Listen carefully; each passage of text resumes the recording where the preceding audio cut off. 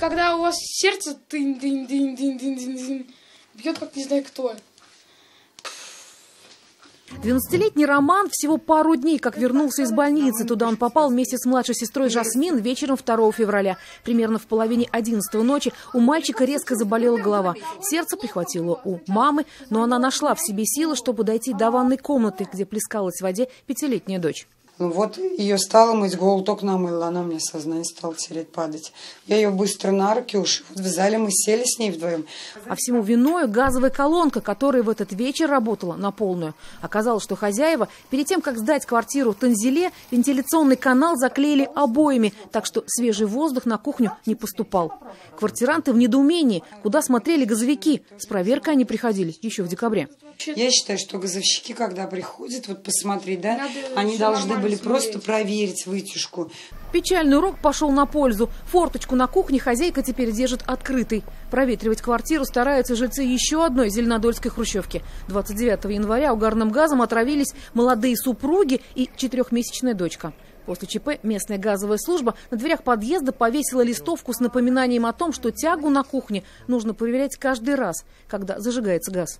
Перед пользованием газовым прибором помещение проветривайте, форточку открывайте. Чтобы проверить тягу на кухне пожилой бугульминки, газовикам для начала нужно было отыскать газовую колонку. Она оказалась спрятанной в шкафу. В соседнем очистной карман. Вентиляционный канал на кухне и вовсе отсутствовал. И установлен вытяжной зонд.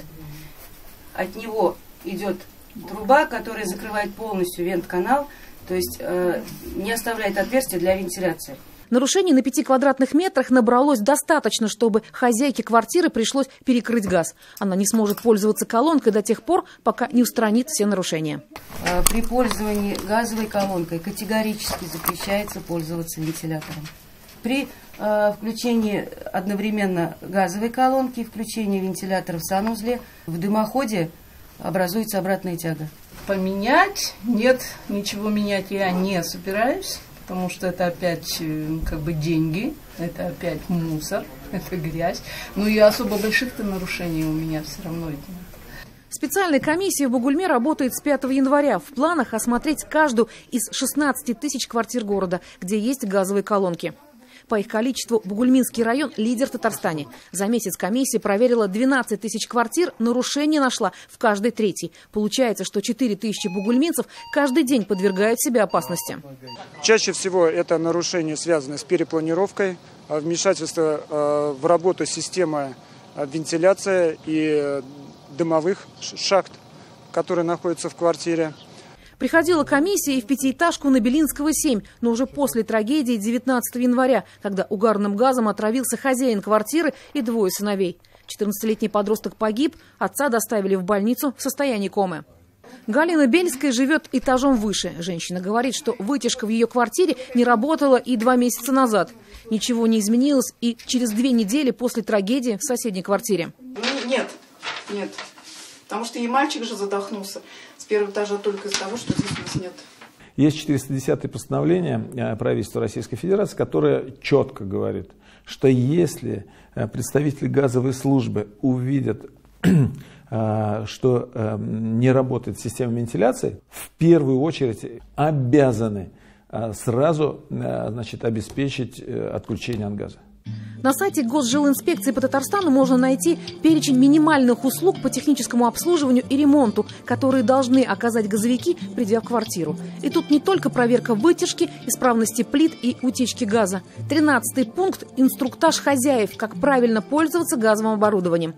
По подсчетам Сергея Крайнова, на проверку каждой квартиры у газовиков должно уходить от 15 до 30 минут.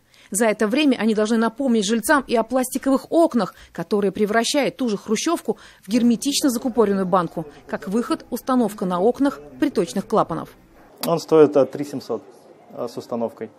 Поэтому человек делает выбор либо в пользу более дешевого, либо не устанавливает. А все потому, что в квартире нужно установить несколько таких приточных клапанов. Прошу не забывать про исправную вытяжку в квартире. Потому что без вытяжки, соответственно, он работать не будет. А чтобы вентканалы и дымоходы всегда были чистыми, казанцы, к примеру, с 1 июля за их ремонт и содержание будут платить дополнительно по 30 и 50 копеек с квадратного метра жилья соответственно. Всего необходимо проверить 2238 домов, оборудованных газовыми колонками и двухконтурными котлами с открытыми камерами сгорания. По результатам проверки будут приняты решения либо по организации ремонта каналов, либо по замене газовых колонок на индивидуальные тепловые пункты для приготовления горячей воды. И те, и другие примеры у нас на сегодня в Казани реализованы есть. Потому как раньше не было такого тарифа, а дымоходы и вентканалы содержались за счет статьи расходов на текущий ремонт жилых домов. Не исключено, что по остаточному принципу. К чему это привело, говорит статистика. С начала 2019 года только в Казани была принята 1081 жалоба на неисправность вентиляции. Это на треть больше, чем за тот же период прошлого года. Как утверждает в исполкоме Казани, введение отдельной платы за вентиляцию позволит изменить ситуацию к лучшему. Елена Горбунчик, Андрей Ключников и Роман Безменов. 7 дней.